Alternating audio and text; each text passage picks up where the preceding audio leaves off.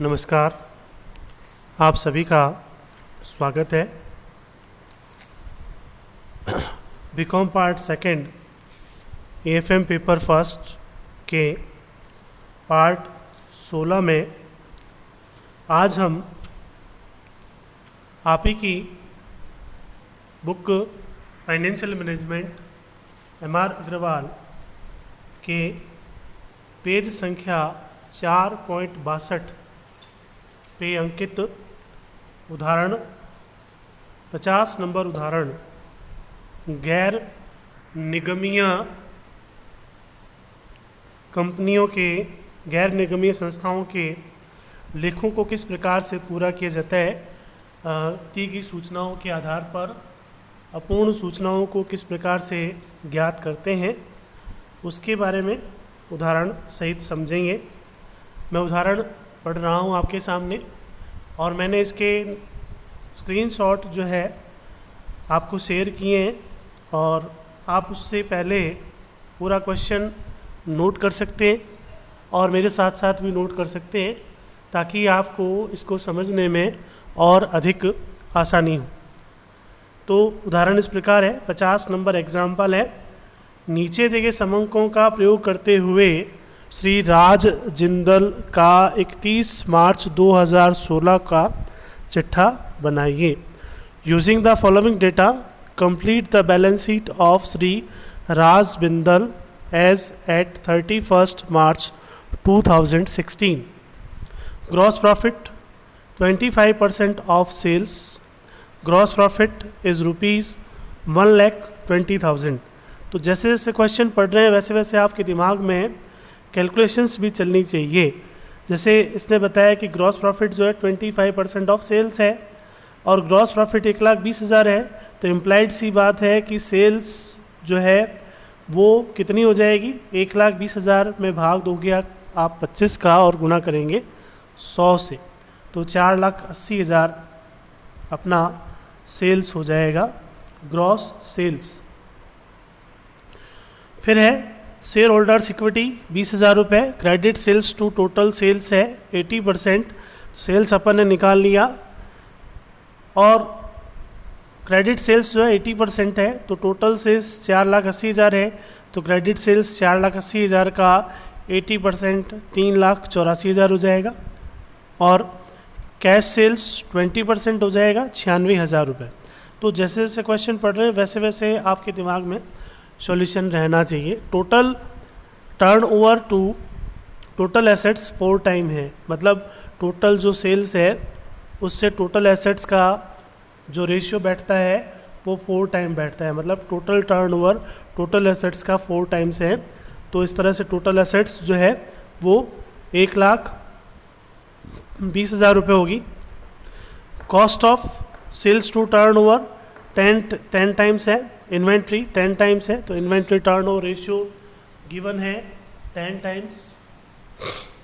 और इसी तरह से average collection period 5 days, assume 365 days in a year.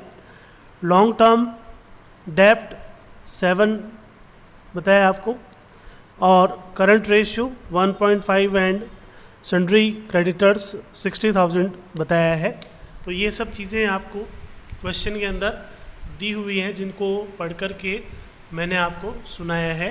Credit sales to total sales 80%, total turnover to total assets 4 times, cost of sales to total inventory 10 times, average collection period 5 days, assume 365 days in a year, long term डेप्ट 7 times, current ratio 1.5:1 implied है, sundry creditors 60,000 है। आपको balance sheet में निम्न चीज़ों को चाहा गया है जिसके बारे में आपको बताया गया है। Sundry creditors long term debts balancing figure में निकलेगा, बैलेंसिंग फिगर में निकलेगा, कैपिटल आपसे पूछा है। दूसरी तरफ एसेट साइड में आपको कैश, डेटर्स, इन्वेंट्री और फिक्स एसेट्स को पूछा गया है। तो सबसे पहले इनके वर्किंग नोट्स को सॉल्व करते हैं। जैसे जैसे क्वेश्चन आगे बढ़ता है वैसे वैसे हमें भी आगे बढ़ते हुए जाना है। जैसा कि मैंने आपको पहले भी बताया था, calculation of sales it is given that gross profit is 25% of sales. It means when gross profit is rupees 25, then sales will be 100. When gross profit is rupees 1,20,000, then sales will be 1,20,000 upon 25 multiplied by 100 is equal to 4,80,000. ये मैंने आपको अभी बताया था कि 4,80,000 रुपये आपका विक्रय होगा, क्योंकि ग्रॉस प्रॉफिट जो है वो 25% है और ग्रॉस प्रॉफिट 1,20,000 है। तो 1,20,000 में 25 का भाग दोगे, गुणा करेंगे 100 से, तो 4,80,000 आएगा। इसी प्रकार से क्रेडिट सेल्स है 4,80,000 का 80% 3,84,000, और कैश सेल्स है 4,80,000 का 20% 96,000 रुपये। ये चीज़ें आपको first point calculation of sales में हमें ज्ञात होती हैं। इसी प्रकार से calculation of cost of goods sold, cost of goods sold जो है वो हमें बताया है कि cost of goods sold inventory का 10 टाइम्स है, इन्वेंट्री का 10 टाइम्स है, और हमें कॉस्ट ऑफ गुड्स सोल्ड निकालने के लिए जो फॉर्मूला है उसका यूज़ करना पड़ेगा, सेल्स माइनस जीपी। सेल्स में से अगर आप जीपी घटा देते हैं तो कॉस्ट ऑफ गुड्स सोल्ड हमें मिल जाता है, और सेल्स जो है वो 4,80,000 है और ग्रॉस प्रॉफिट जो है वो 25% है। तो 25% 4,80,000 में से लेस करोगे आप तो 3,60,000 अपना कॉस्ट ऑफ गुड्स सोल्ड आएगा।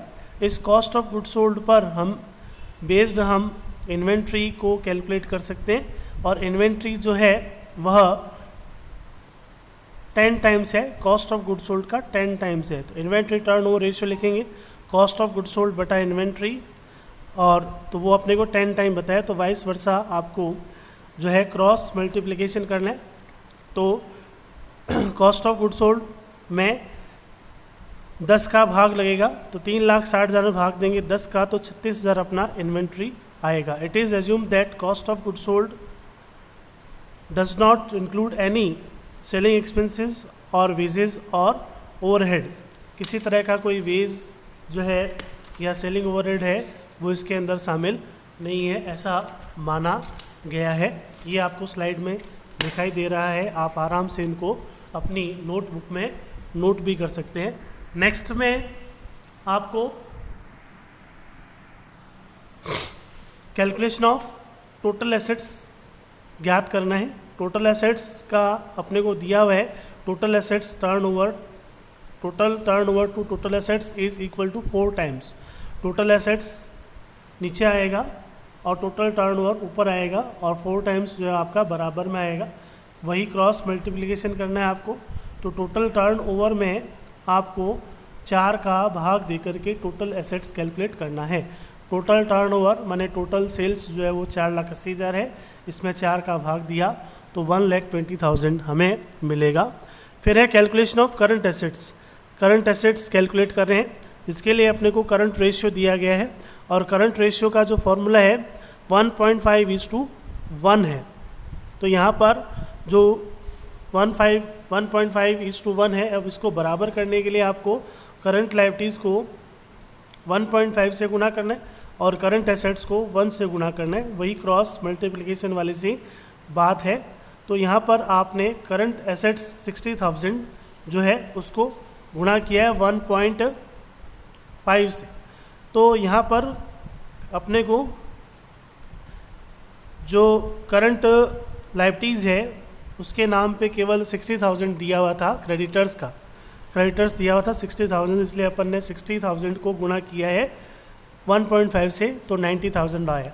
अपन ने करंट जो लायबिलिटीज़ है वो केवल क्रेडिटर्स है, और क्रेडिटर्स जो है वो केवल 60,000 रुपये हैं, इसलिए अपन ने करंट एसेट्स को कैलकुलेट करने के लिए 1.5 से इसको मल्टीप्लाई किया है।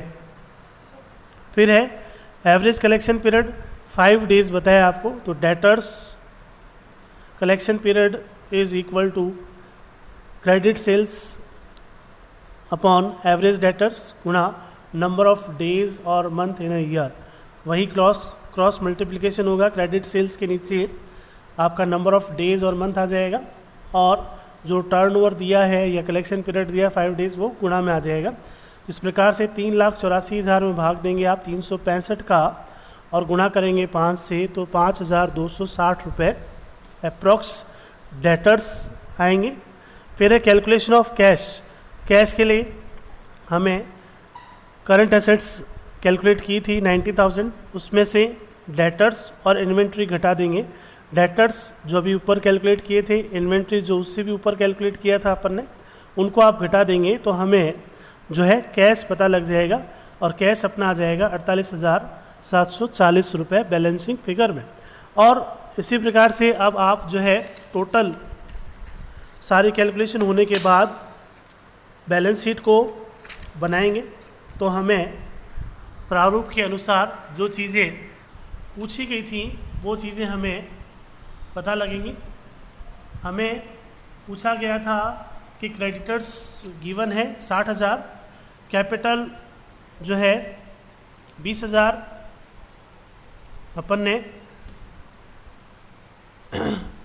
बैलेंसिंग फिगर में निकाला है। 20,000 जो है कैपिटल गिवन है, कैपिटल गिवन है 20,000 रुपये, और लॉन्ग टर्म डेप्ट जो है वो बैलेंसिंग फिगर में निकाला है 40,000 रुपये, क्योंकि बैलेंस शीट का टोटल जो है 120,000 सेम आता है, इसलिए हम बैलेंसिंग फिगर में इसे ज्ञात कर सकते हैं। इसी प्रकार से कैश अपन ने कैलकुलेट की अभी 48,740 रुपये, डेटर्स अपन ने कैलकुलेट किया 5,260 रुपये, इन्वेंट्री 36,000 रुपये और फिक्स असेट्स 30,000 रुपये है।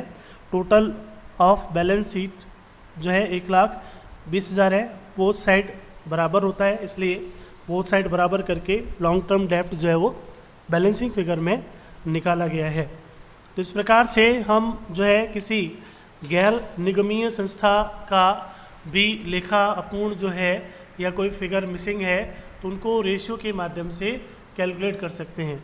रेशियो वास्तव में किसी भी संस्था के स्थिति की आर्थिक स्थिति के मूल्यांकन के लिए बहुत ही आवश्यक तत्व है, जिसकी आप गणना सूत्रों के एग्जैक्ट यूज़ करके कर सकते हैं।